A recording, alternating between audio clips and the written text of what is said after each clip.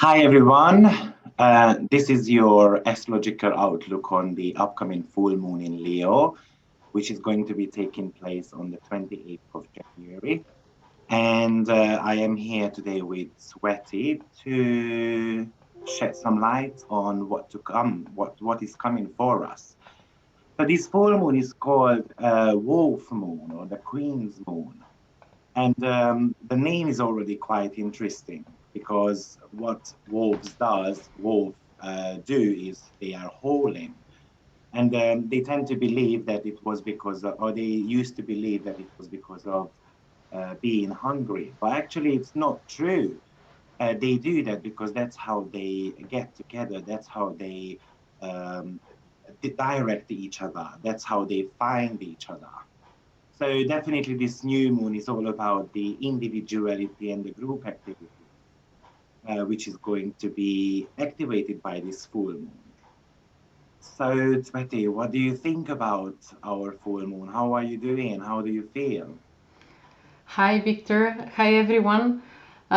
This full moon will be quite intense, and because it will be in a T square, it will be just adding up to the energies that we are actually feeling right now. Because we already feel one of the squares. There are actually many, but it's between two signs, between Taurus and Aquarius, and it's already feeling quite strongly. So the full moon will be just adding up to this energy. And to tell you the truth, when I was looking at the chart of the full moon, it looks like the planets are actually supporting each other, even though they're in hard aspects. Like the rulers of the planets are actually supporting the square. So I strongly believe, and maybe hope more, that there will be some constructive way out of this T square, indeed. And the scattered energy that we are now feeling, I personally feel all over the place these days, especially starting today. So maybe this T square will be able to support us into finding a more fixed and strategic way to come to a constructive conclusion about something bubbling. If someone is not really aware of how the full moon works, then basically full moon is all about visibility and shining light on one area of life. The full phase of the moon is associated with harvest, celebration, and gratitude. So full moons are usually cues to us to cash in anything which we began approximately about 9 or 18 months ago. So it's always worth looking back what was going on approximately 1.5 years ago because you can actually harvest from what started back in the days. And also, this is the continuation of the new moon in Leo, which was taking place in August on the 18th.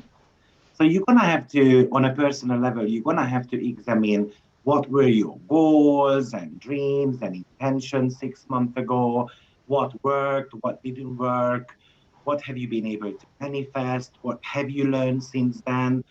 And basically, you're going to have to celebrate. What is Leo about? Leo is all about stages, celebration, fun.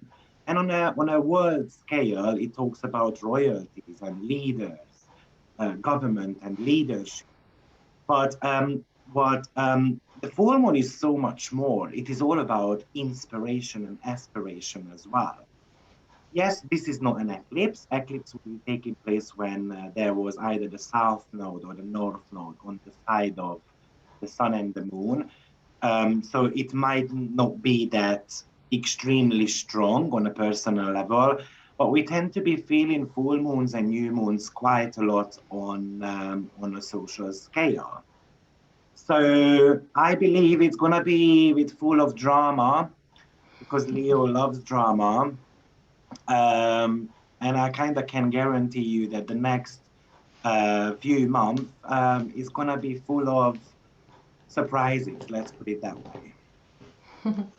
So you mentioned that it's going to be a T square. Yes, the full moon is going to be taking place on 9 degrees. And as I said, you are asked to come out and shine the best possible way. If you have got some fear, then it will be highlighted so that eventually you can come forward. The positive side of this Leo full moon is very much about lighting up your creative side. It is inspiring you to express your emotions, express your creativity. But as Tsveti said, it is a very complex full moon because we have got a T square going on between Mars conjuncting Uranus and the Sun and Jupiter conjunction, as well as we have got the moon in Leo, and they are forming a T square. And usually I describe T square as like a party with plenty of flair because of the Leo flavor. But if you are unaware of what T square is, then T square usually indicates main life themes in our lives. They tend to be dominating the chart because each of the planets are ruling two signs. So T square kind of occupies half of the chart, but it has got like a chariot type of energy to it. Very energetic, um, wants to grow at any cost. Most of the T squares, especially the cardinal ones, or when Uranus or Pluto or Mars involved, they are very explosive. Well, this time around, we've got Uranus and Mars both involved in this situation. So it could be very intense. And the T square tends to pull us into different directions. So this is a fixed T square. The modality of the square is always very important. The fixed signs are Taurus, Leo, Scorpio, and Aquarius.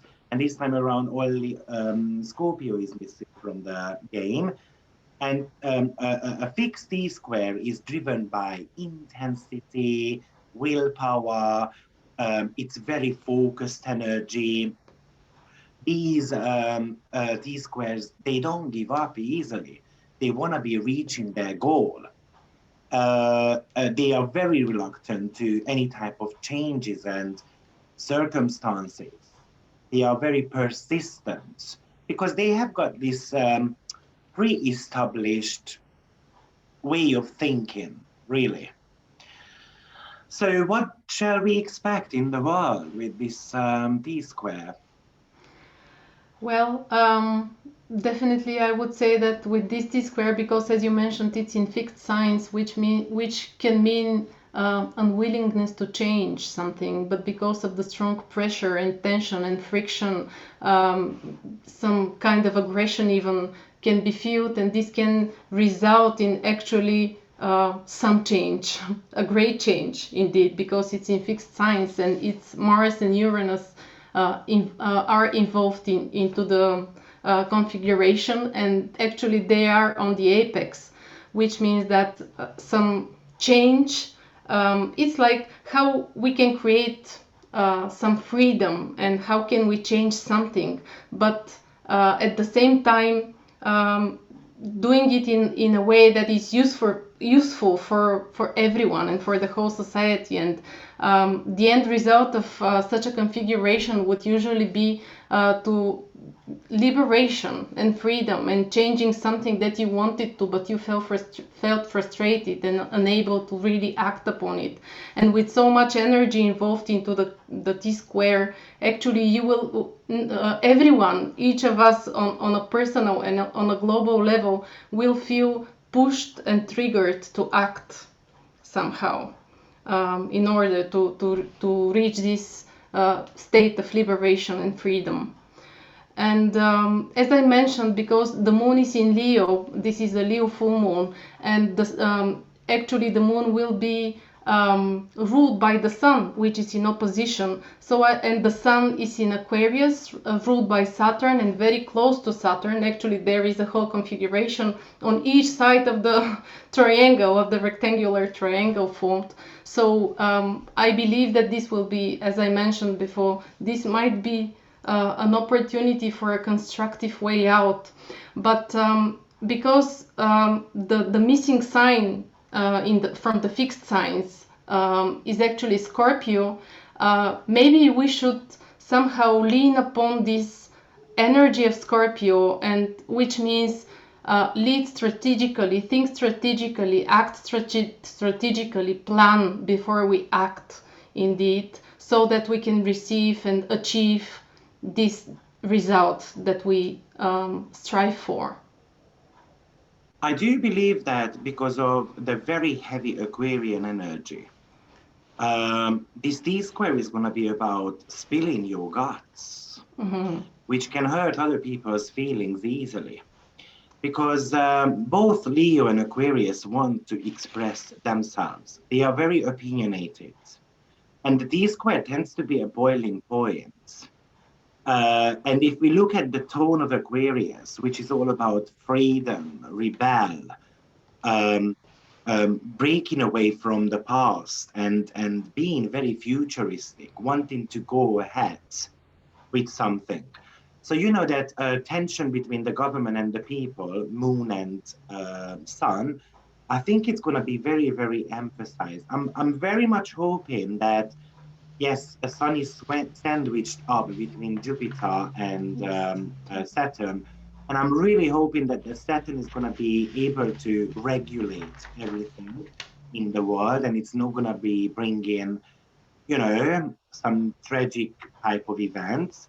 Because as you said, the Scorpio one is the missing element here, which is, yes, all about focusing and concentrating on things which really matters. But the danger of Scorpio is that it tends to be making their decisions based on emotions, right? And having that Saturn, so that Leo Aquarius energy is very much about freedom versus responsibility. So I believe we're going to get some news around COVID situations. I think maybe they're going to be giving us information about when we can travel again, how the restrictions are going to be changing. I think we're going to get some new information about maybe introducing a new education system also. Yes, and I also had a look at Washington DC's chart as well, and this full moon is going to be triggering their second and eighth house axis. Now, the eighth house is packed with planets there.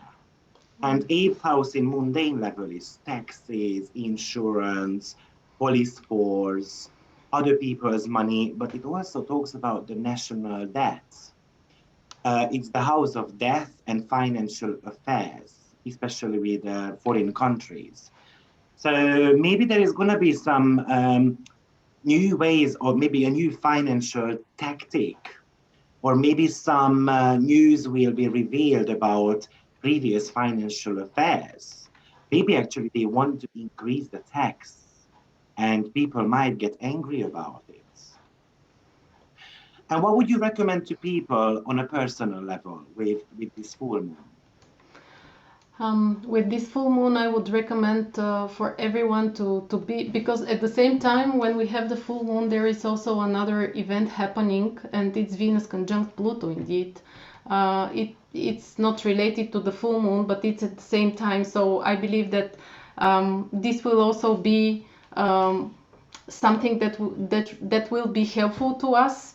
Also, especially in view of the fact that Venus will become retrograde in December at the same degree and will come back to conjunct Pluto again in Capricorn. So when we think of Venus and what could be helpful, it's about knowing your priorities, knowing what you really want, being careful about the choices that you make, and also knowing about this eruptive energy in a way, because Mars and Uranus together are all about, as I mentioned, frustration, war, even aggression, friction, being somehow pushed to act upon your wishes and upon a certain type of information, because it's squaring the Aquarian energy, which brings new information, which brings updates about hot issues.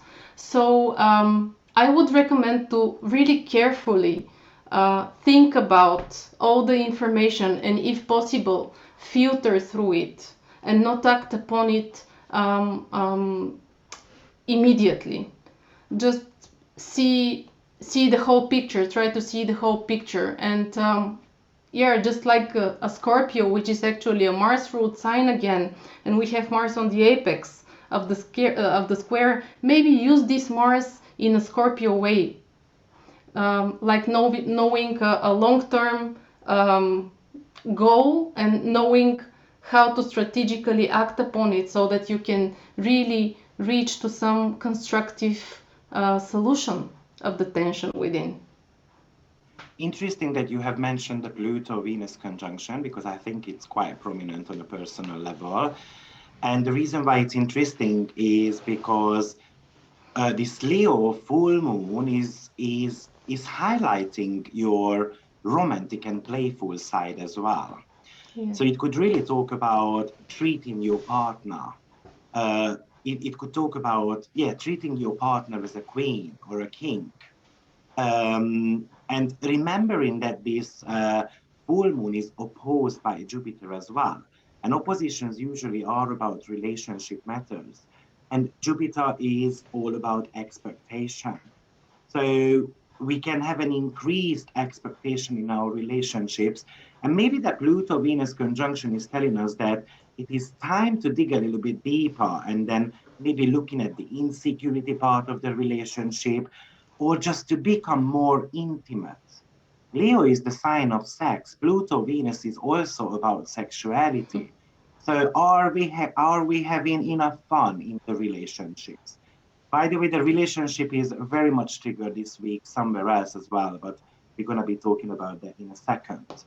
So this is, I would call the next 3 months is a very pivotal time for relationship matters. And therefore, I'm expecting something around this as well in the world also. So maybe somehow marriage is going to be a topic on the newspapers, maybe the same marriage topic, maybe something to do with minorities as well as majorities, because Pluto is all about looking after the minorities, and Jupiter rules the majorities. So that could be also a very, very important topic in the upcoming month. You know, this full moon, I think some people are going to look at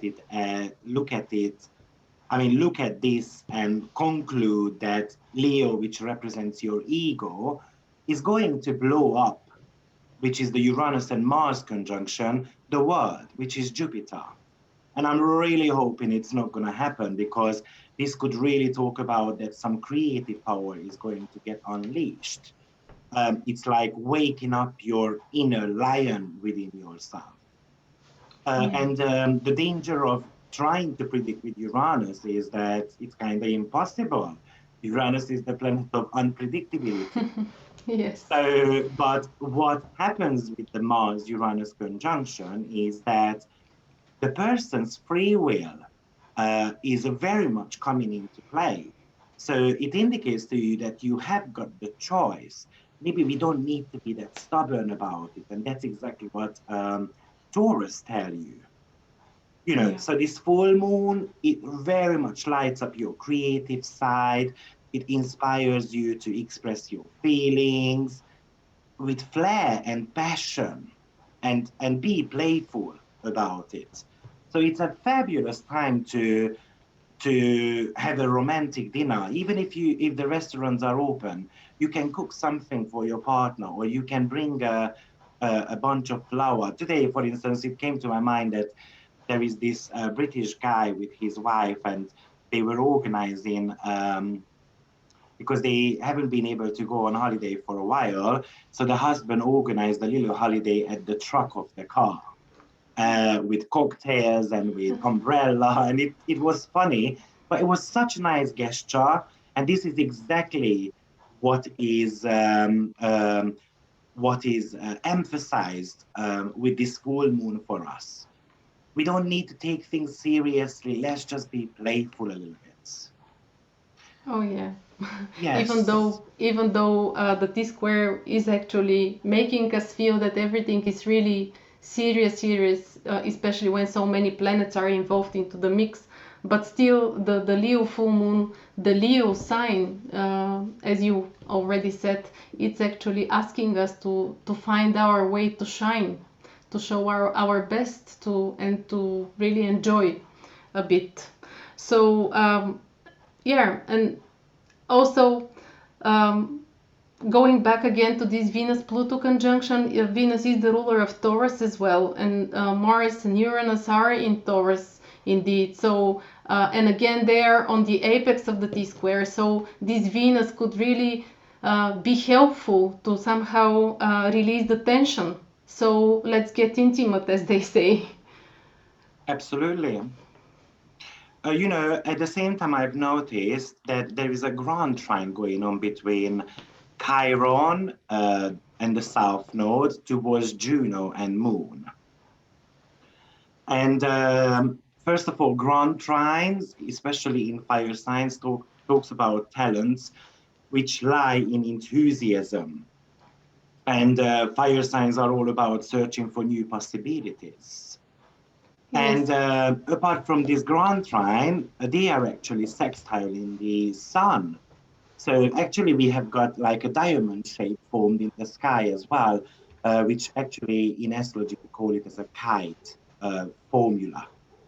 Um, did you look into this, Tsveti? No, I haven't noticed it, but now that you mentioned the kite formula, I recently uh, went through an article about the kite figure in the chart, and actually it talks about very much about this energy of compassion in the end, of finding a way to integrate your shadow side on a more personal level. So finding a way to integrate the tension created by the T-square so that you can come to terms with yourself in a way. Mm-hmm.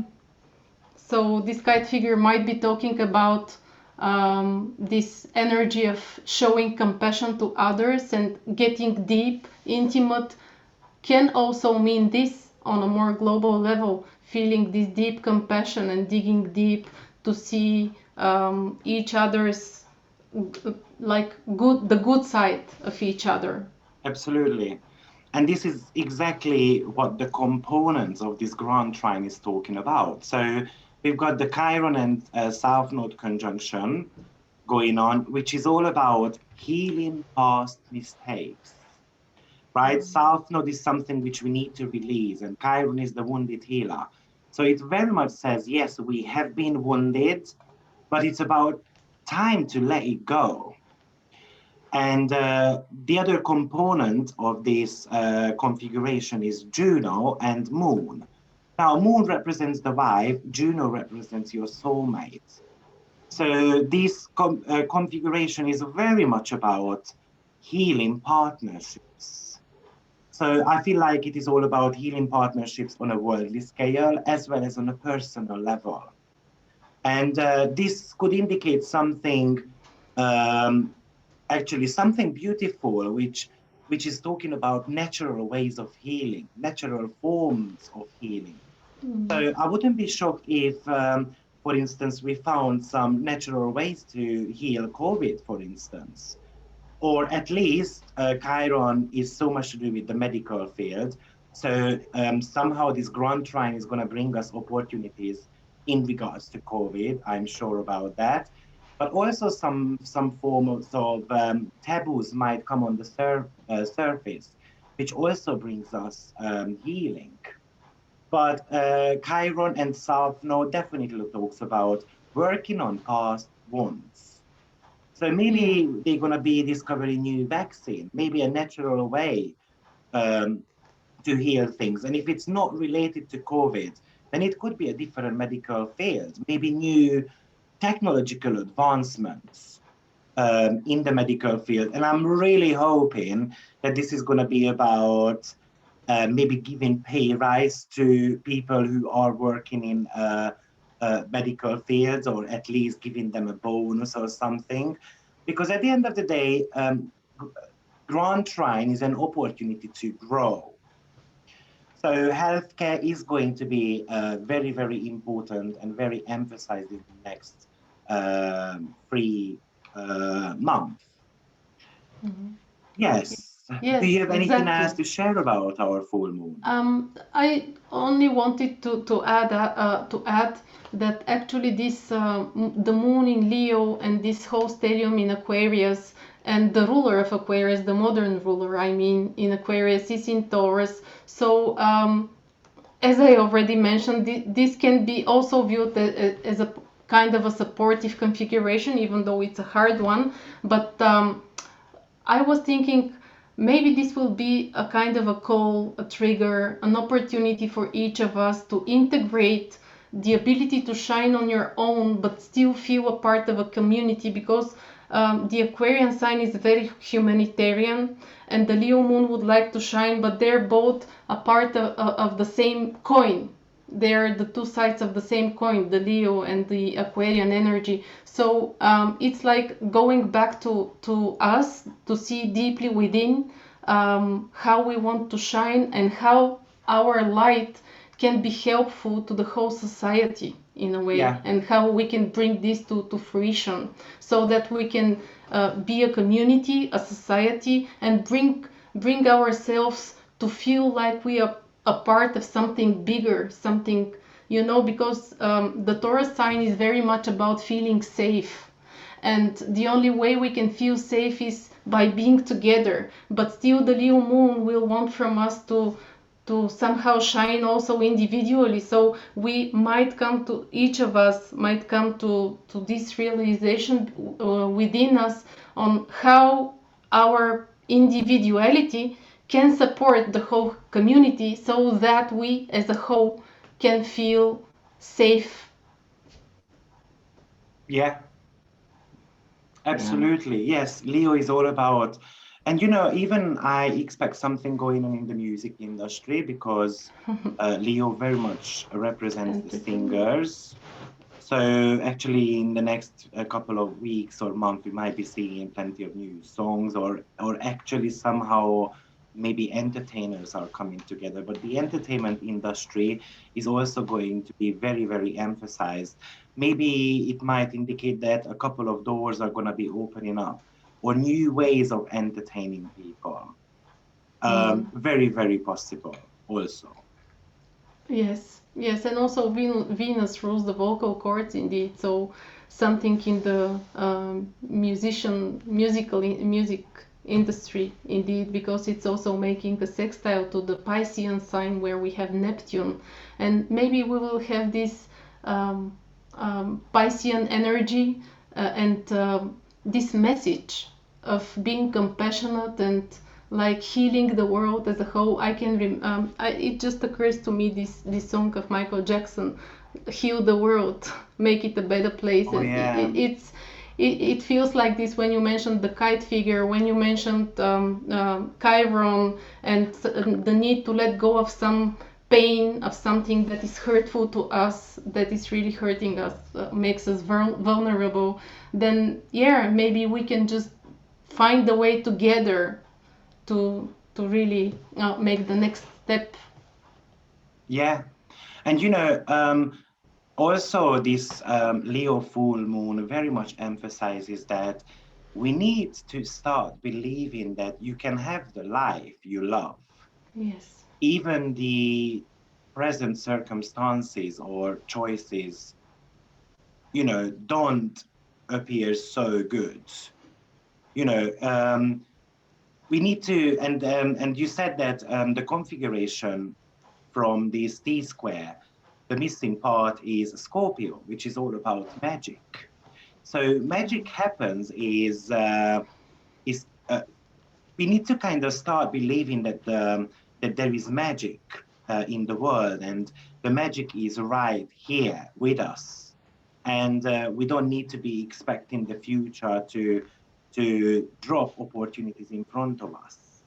And we do need to realize that if we don't like the circumstances, then we need to do about it. We need to do something about that. And as you said, yes, we've got a partile aspect between that Venus and Pluto. And we need to be careful with that because it's a very desirous position. So it could bring intense obsessions for mastering something, or or in joy and hobbies, things which we enjoy doing, or something which is meaningful towards us. So this Pluto Venus conjunction might be asking you what brings joy and beauty and pleasure into your life, and maybe you're gonna have to meditate a little bit on that and think about it, Yeah. right? Yeah, And absolutely. and of course, as we said, we've got that Mars, which is very much vibrating by a square to our full moon. And yes, if we choose the impulsiveness, the impulsive action, instead of using the logical side of Mars, then we all of a sudden end up having arguments with others, being in fights. We might even, that Jupiter helps us actually to make a mole out of a mountain, like Yeah. like the saying is suggesting. So it's very important that we take Mars a little bit back, and it's not that hot-headed, but we start thinking about it. And to be frank, I'm not that optimistic with this full moon either, because it is leading us up to the Saturn Uranus square, which is Yes. going to be an underlying issue in the entire 2021 and some part of 2022 as well, which is very much about demanding change and restructuring of our lives. And that's on a political level as well. So that Uranus and Mars, which is kind of already squaring Saturn, this is all about welcoming the change. Yeah. When the change is coming, and treat it as an opportunity.